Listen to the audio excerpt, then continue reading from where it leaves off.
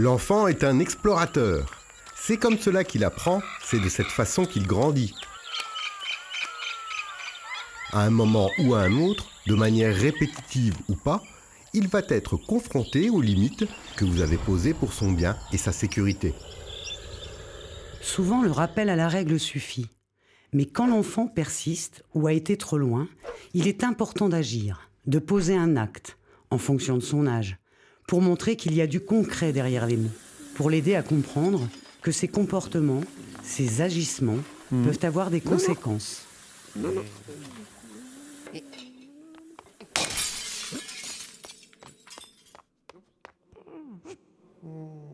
Ça arrive que je punisse mes enfants. Je le fais jamais de but en blanc, je le fais jamais du premier coup. J'explique que, je sais pas, un exemple, peu importe, si je suis obligée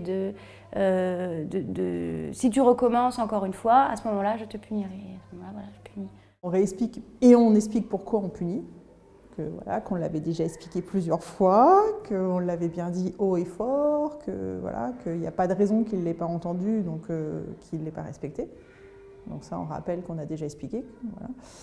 Donc il y a réexplication. Puis après, c'est pourquoi dans cette situation, l'enfant n'a pas respecté la règle. Qu'est-ce qui le gêne qu'il essaie aussi d'expliquer pourquoi il n'a pas... Quelle est la raison, en fait? S'il y a une raison, pourquoi pour mettre en contexte, en fait.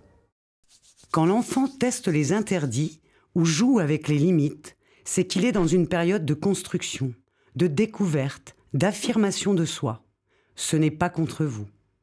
Parfois, il faut savoir aussi lâcher un peu de lest, remettre en question son modèle éducatif. Tous les enfants ne sont pas pareils. Regardez les différences de traitement au sein d'une fratrie. On est généralement beaucoup moins rigide avec les cadets. Ce qui ne veut pas dire qu'il faille s'affranchir de toutes règles, qui sont essentielles également pour la structuration sociale de l'enfant, mais qu'il faut privilégier le dialogue, les explications du pourquoi des limites, et ce, à tout âge. Oui, je pense qu'il faut montrer aussi des limites, parce qu'effectivement, on ne peut pas non plus les élever sans limites. Après, c'est difficile aussi pour nous, en tant que parents, de trouver ces limites-là. C'est pas entre eux, être trop laxiste, être trop autoritaire, c'est pas facile, hein, pas tous les jours.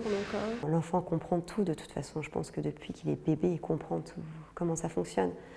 Donc c'est sûr qu'en restant juste optimiste, puis en ayant un échange constructif, l'enfant comprend tout à fait. Mais après, il est comme nous, adultes. Hein. Je pense que parfois, on va un petit peu aller au-delà des limites et des règles, et quelqu'un d'autre va nous répéter et va nous dire non, c'est pas ce qu'il faut faire. Je pense qu'ils se punissent eux-mêmes finalement. C'est vrai que souvent, quand on arrive... Quand on se dispute, ils finissent par pleurer et à se mettre dans des états pas possibles, et au final, on finit toujours par un câlin.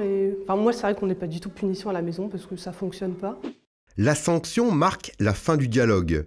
En ce sens, a-t-elle un quelconque intérêt, ou même une portée éducative?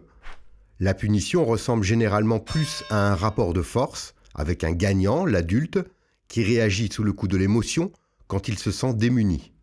On réagit au moment où il faut réagir, et c'est vrai que c'est pas toujours... Alors nous, quand on va être fatigué, on va réagir de façon plus violente aussi, ce genre de choses.